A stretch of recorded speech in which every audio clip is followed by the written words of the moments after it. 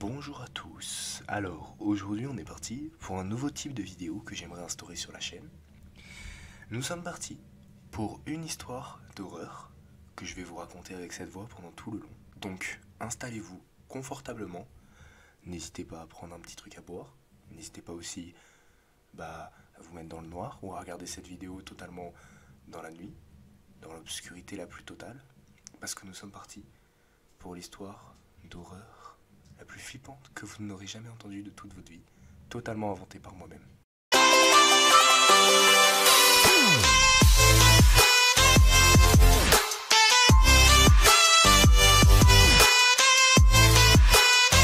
Alors, tout d'abord, il faut savoir que nous allons partir avec un jeune enfant que nous allons appeler Tommy. Tommy, c'est un jeune enfant de 11 ans qui habite dans une petite maison accompagné de son père et de sa mère, qu'il a une petite sœur de 6 ans que nous allons appeler Jeanne. Tommy, un soir, il invita des amis à lui, 3 petits garçons aussi, de 11 et un qui est un peu plus âgé de 13 ans. Et ces petits garçons décida alors d'emporter Tommy dans une cabane. Donc dans cette cabane, rien de plus basique, des décos d'enfants avec des petits posters de super-héros. Et ils entendèrent des bruits de pas, des branches qui se craquent, plein de petits bruits pas rassurants. Alors, il se demanda alors si c'était les parents ou d'autres enfants qui essayaient de leur faire peur. Mais rien. Juste le bruit des feuilles, le bruit du vent.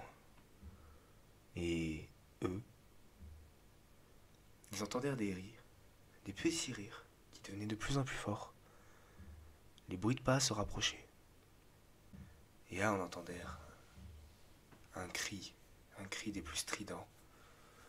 Une chose horrible venait totalement d'arriver, et les 4 petits-enfants étaient dans leur cabane. Vus de tous, mais eux ne voyaient rien. C'était la catastrophe assurée. Tommy décida alors de repartir chez lui. La forêt était à quelques mètres de sa maison. Ses amis ne le suivirent pas, resta dans la cabane, et Tommy rentra chez lui. Quand il rentre chez lui, il raconte toute l'histoire à ses parents. Il dit comme quoi ils ont entendu des bruits assez suspects, des bruits d'os qui se craquaient, et ils entendaient... Et il racontait aussi les rires. Ces rires qui lui avaient fait peur. Il se coucha alors, et il vit la pire nuit de toute sa vie. Il a fait un cauchemar atroce, où il voyait ses amis décapités, les yeux arrachés, les bras cassés. Il y en avait même un qui avait perdu son cœur. Il se réveilla en hurlant. Sa mère vient le rassurer, lui dit « T'inquiète pas, on est là ». Et il se rendorma. Suite à ça, le lendemain, Tommy alla en cours et il se rendit compte que ses 3 amis, n'étaient pas là. Il se dit alors peut-être que ils sont encore dans la cabane, peut-être qu'ils sont encore malades, plein de petits trucs, mais il ne pense pas du tout à son rêve.